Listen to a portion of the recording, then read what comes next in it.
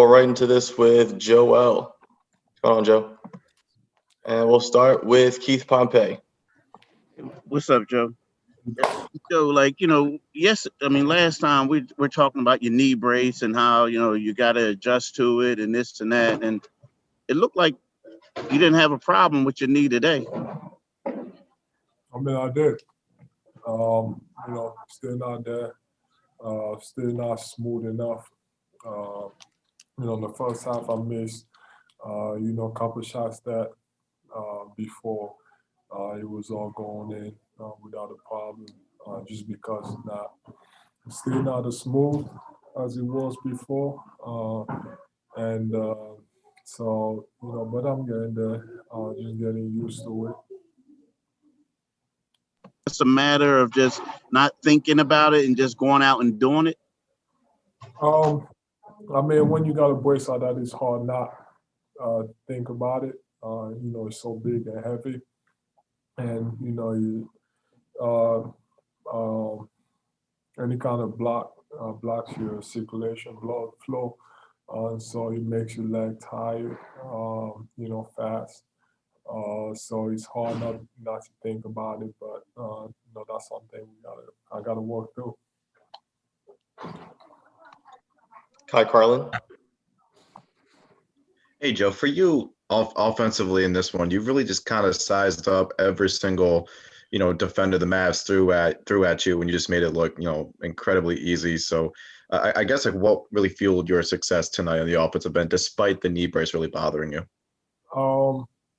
Just being aggressive. I mean, the double, in New Orleans, the double, but I just kept shooting jumpers. In OKC tonight, the double, even harder than they did in New Orleans, but I just kept attacking. Going through the double, shooting over the double teams, getting to the free throw line. Thank you. So, Chris Franklin. Hey, Joel, you guys have the next coming up as for your next game. Do you feel as if for this season and beyond, do you feel as this could be one of the premier rivalries in the NBA? I mean, every team is fighting to win the whole thing. That's what we focus on. We're not focused on, one team. If it's got to be Brooklyn and we want to win the championship, we got a bunch of teams we got to get through, and that might be one of them. So that's what we focus on. We just focus on ourselves. Mark Medina. Hi, Joel. Mark Medina with USA Today. I was wondering, what do you make of the stat that there hasn't been a center that has won the MVP award since Shaq did in 2000? And so what do you think of that possibility that either you or Nikola could snap that streak this year? It would be great. Back the last time, center won it, Shaq, he was extremely dominant. And I feel like that's what I've been all season. He's dominant, just impossible to guard.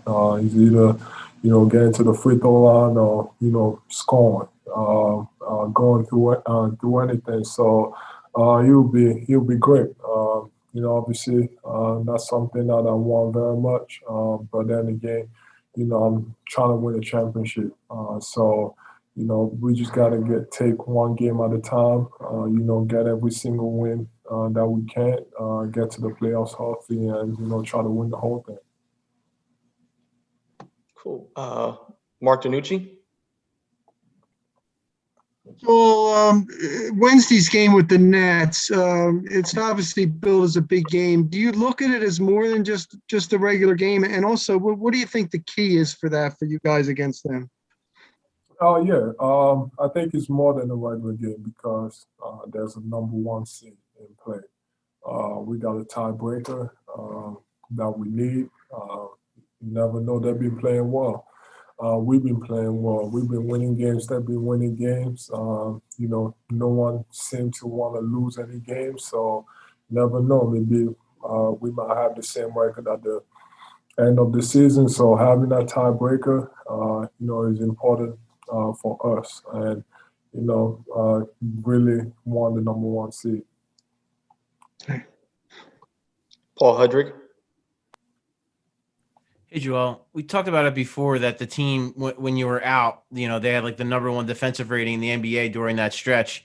Now that you've been back a few games, what have you kind of seen the difference kind of before you were out and then now with like the rotations and the help and how much you guys have improved as a team defensively? We play together. The way everybody moves on the defensive end, covering for each other, being in the right spots. Guys being aggressive, knowing that I'm behind or Dwight is behind to protect the rim. That's what we've been doing, and we've been great. Thanks. All right, one last one. We'll go to Jackson Frank. Hey, Joel. You scored kind of in various ways today, whether it was the post, pick and pops, dribble handoffs. Do you feel like that's something that's kind of been expanded this year under the new coaching staff? Like, do you think you have more freedom in different ways to score this year? There's a little bit of both.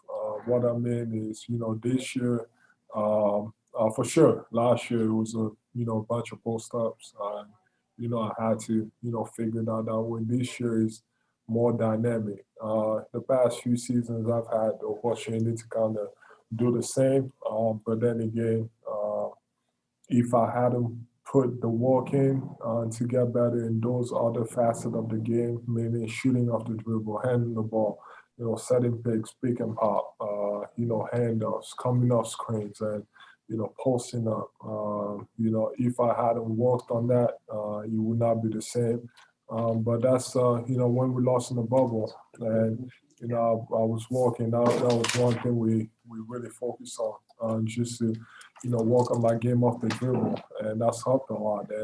And this year the system that we have in place is dynamic. It allows me to not be a foul. It allows me to be a basketball player, either to run the offense or to be a scorer or to facilitate for other guys. So it just allows me to just be myself, which I've always seen in myself. I've never seen myself just being a post player. I've always seen myself just being, like, I don't know, Kevin Durant, just moving all over the place, shooting off the dribble, handling the ball, crossover, posting up. So, yeah. Thanks, Joel. All right, Joe, thank you. See you in a minute. Yeah. So we're not going to leave you